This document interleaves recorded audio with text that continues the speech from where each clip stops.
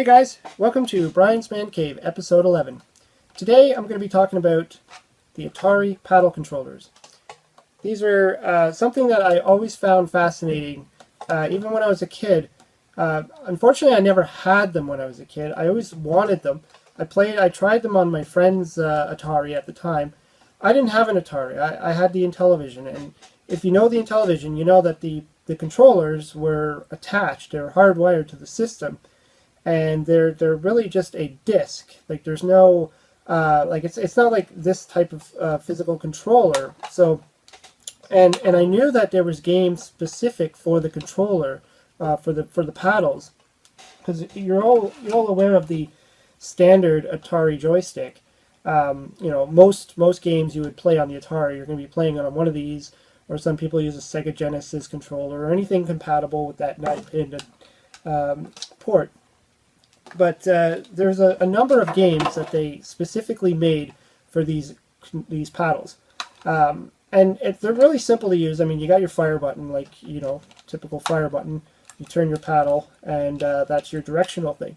So obviously the game styles are limited to something that's going to go back and forth. You can't really go up and down as easily as, side to side in these type of things, right? But that's what they're for. They're for that kind of Pong style game, or the Brickout style, where you're simply moving back and forth. I know there has other systems do have other types of controllers. I even at one point bought the PlayStation. Well, this isn't made. I don't think it's made by Sony. I believe it was one of those knockoff companies or something like that. But it's called the Ultra Racer, and this is for the PlayStation. And when I bought this not long after I bought my PlayStation, thinking it was going to be very similar to the paddle controllers. There's a slight difference. It's kind of got a spring feel, like it springs back when you turn it, which is different, and it's a little stiffer, and it's covered in buttons. And, honestly, the type of games you play on the PlayStation, I just found that this didn't cut it. I mean, it's not the same as the Atari. Okay, here we go. This one is called Kaboom.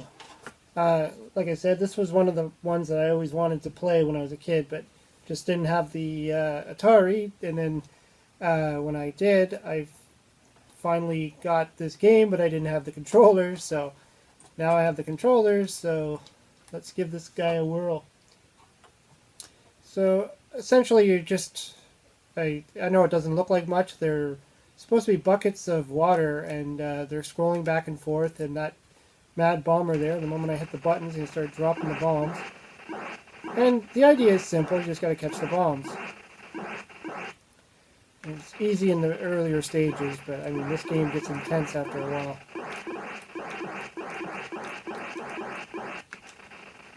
You can see right away the speed levels are just going crazy. And, this is... There we go.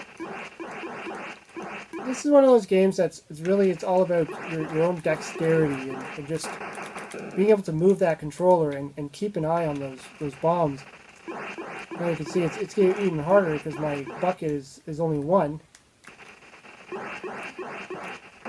Now one thing I can say though, I mean this controller, it's fairly old, so it is a little delicate. So when I'm trying to turn it, it's not precision. It actually probably needs a little bit of cleaning. But yeah, that's Kaboom. I tried playing this on my phone, by the way, and to do this with your finger on a touchscreen, forget it. It just doesn't happen.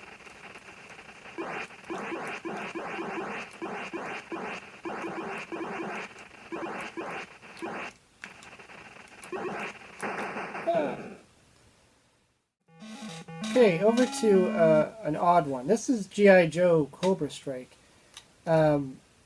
I'm still trying to figure out this game. I've only played it a little bit, and it's a little bit similar to the one I just played, except you only have that one line there that's catching. I don't know what that's supposed to be, like a bunker or something. Obviously, those guys below are the G.I. Joes. They look like military guys, and this big cobra spitting venom thing is attacking us. And from what I understand, there's a way to... Yeah, it's really odd controls, and you know, I have to give it to Atari though to have a game like this kind of complexity out of this type of a system. But from what I understand, I'm supposed to go to the guns and then direct the bullet to hit the snake. So you don't just push the button, but you actually push it and turn. So obviously I'm terrible at this game. I'm sure if I keep playing it, I'll get the hang of it. But yeah, that's I mean, that's the gist of it right there. You got to be attacking the snake. You don't want those venomous things hitting the GI Joes.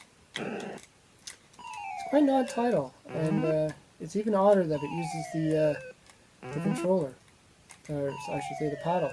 This feels like it should probably be more of a joystick. Anyways, this is GI Joe. Okay, Warlow. This game here is a little bit more popular.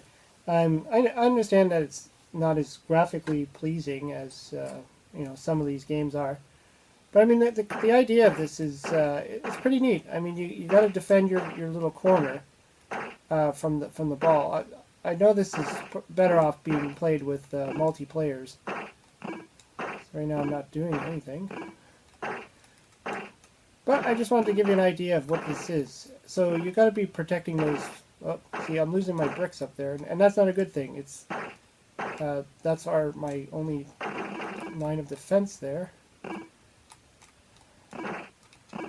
Oh, see, and it's a little tricky, I know, because when you play games like Breakout, you feel like you have that longer kind of bat or whatever you're using to hit the ball. Whereas in this game, it's a little bit different.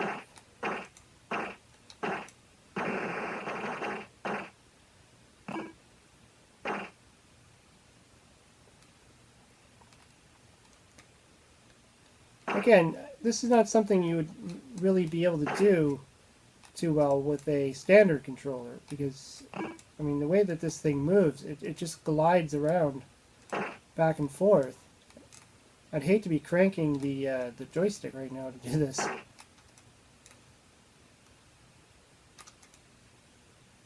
But yeah, this is just an example. I'm not actually playing the game properly here, but just wanted to give you a little quick overview of this game. So the last game I'm going to show you is called Circus Atari. This it's interesting. It's very simple, and I'm not good at it in any way, but I'm going to give it a shot here. You're basically trying to bounce this guy. See, I told you I'm terrible. Trying to bounce this little stick guy up and just keep teeter-tottering these two guys, trying to catch the squares at the top. Now, probably the main reason why I'm terrible at this is because I'm not really concentrating, but I mean, you've got to get into a rhythm. I mean, I'm just absolutely terrible at this. Shows that I need to play on my Atari more often here. Or at least the paddle games. I mean, lately I've been playing games like Hero and even Ghostbusters.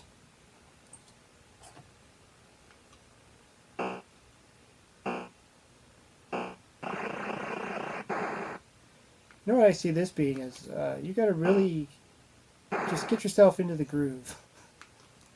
That's all I can say. I think once you do that, you kind of go into your own little world there.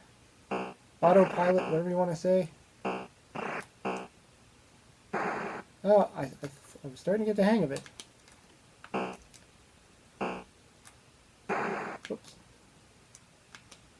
How many of these little stick figure clown guys am I killing? Oh, thought I had him there.